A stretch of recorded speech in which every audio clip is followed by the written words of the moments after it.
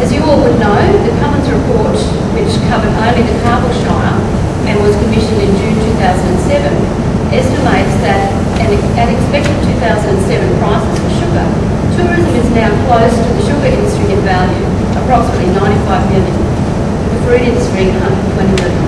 So clearly tourism is a huge player in our region.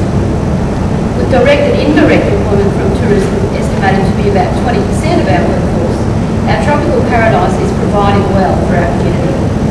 Tourism is clearly a huge contributor to our economy, with flow-on effects to other industries. Part of my platform includes sustainable economic development, and tourism income provides part of this framework. Last year, my husband Lex and I travelled overseas to France and Italy, and I was very impressed with the agri-tourism concept in Tuscany. And here in our region, we're already talking about agri-tourism as well. It's another option of making us strong. Also, there can be links between agriculture and tourism, as we've already seen, with the provision of farm workers combined with a holiday for the backpacker market. We're ideally placed for such things. Indigenous tourism is also important, with overseas visitors placing these experiences high on their list of things to do when they're in Australia. As is ecotourism, including walking tours, kayaking, sailing, and other low environment impact activities, and they all have a natural place in our region. I would like to see the combined tourism infrastructure in Division 3 improved, and by this I mean additional footpaths, walking tracks, bikeways, etc. I see that this needs a process of consultation with the whole community and with careful research into environmental issues. We need to look like a tourist destination, not a rural destination. And by this I mean a cleaner, tidier approach to new and existing facilities. And so in response to your questions, shall I read the questions? Is everyone familiar with the questions? No? Okay. The government reform is intended to create stronger councils.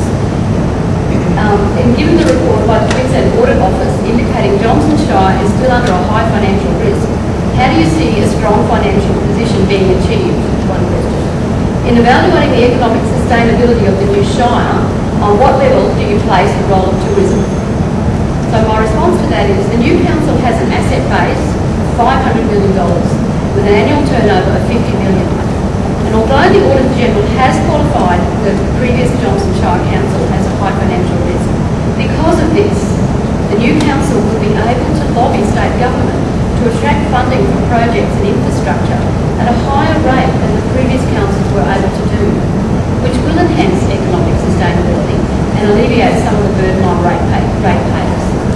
And I can just say that I will be supporting sound, prudent financial management. So question 2. If tourism is high on the agenda as a financial strength within the Shire, would you consider a position for the dedicated tourism officer within the council structure? And my answer is, as I've already stated, with tourism contributing an estimated $95 million just to the Carville Mission Beach area economy, then tourism is certainly a major industry in our region, and it is still an emerging industry. And that is the thing I find the most exciting. We're still growing. Currently, the Transitional Council has one full-time person and one part-time person allocated to the combined role of Tourism Officer and Economic Development. I will support the appointment of a dedicated full-time tourism manager for the new council. Your question 3. How do you see the role of the current 5 visitor centres in the new Shire? Given that the council staff have been given an assurance of job security for 3 years, will council commit to continue to fund these visitor centres also? And my response is all the visitor centres play a really important role in keeping visitors in the region for longer. I do believe that visitor centre volunteers should continue to be provided with training opportunities to refine their skills, and that their enthusiasm for providing information and services to residents and visitors alike is a cornerstone of tourism success. If you want to know something in this region, you either read Sheila or Sam. They know the answers. Or Kerry. I would support so it goes on. I would support the provision of council funding to visitor centres, but again, careful financial management must apply once the full position is held. Where council does put money into visitor centres that are not council operated, council needs to have more control over how that money is managed. And question 4. Do you agree that the new reform equips councils to deliver long-term planning with an emphasis on managing tourism growth, while clearly a unified approach is critical to the management of our tourism industry? We need a comprehensive economic regional plan to be commissioned as soon as possible after the 17th of March. This is a vital step to identify opportunities which will bring tourism, employment, learning and other associated economic activities like funding opportunities to the area. Mission Beach Tourism is a major stakeholder in such a regional economic development plan, which will provide opportunities to increase the viability of tourism businesses through efficient utilisation of resources and sound marketing of our region.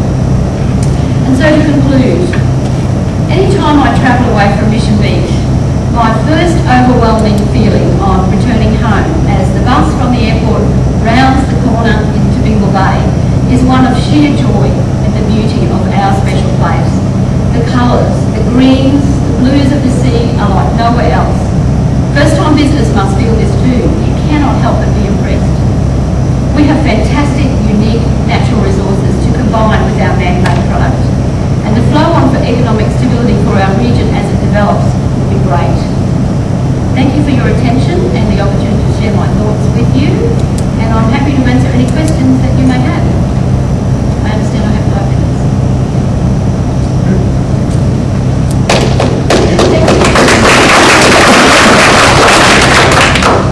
Raise the profile, bring people, when visitors are here, they have other things to do. Fantastic for residents and visitors alike. I think they're fantastic. You mentioned a higher rate with the amalgamation, where a chance to get a higher rate of funding. I just wasn't sure on that, if you could explain that a little bit. And what's been explained to me is that given that the position, and it is a current position from the Auditor General, that Johnson Shire is still in a distressed financial state, the opportunity will exist to lobby harder to government when we're doing things like infrastructure, be it for water or sewerage or other infrastructure that's needed. We'll be able to attract subsidy at a higher rate than we have been able to in the past. And this is going to help some of the position for ratepayers. So that's been confirmed by the government or something, is it? That's being discussed as a way forward for the new council to be able to approach government, yes. Right. And so just the second one was, I think you were saying another tourism plan or something, about getting another plan for the area?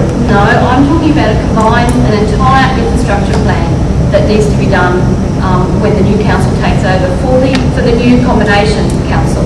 No, not a new tourism study. Okay. Right.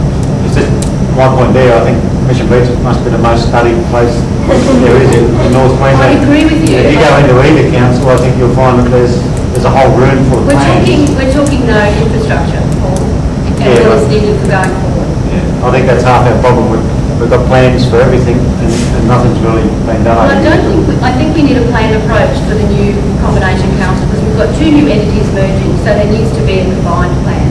We've got 2 separate plans, I acknowledge that, and lots of studies, but there does need to be now a combined way to go forward. Thanks, Paul, for your question. Anyone else? Hello.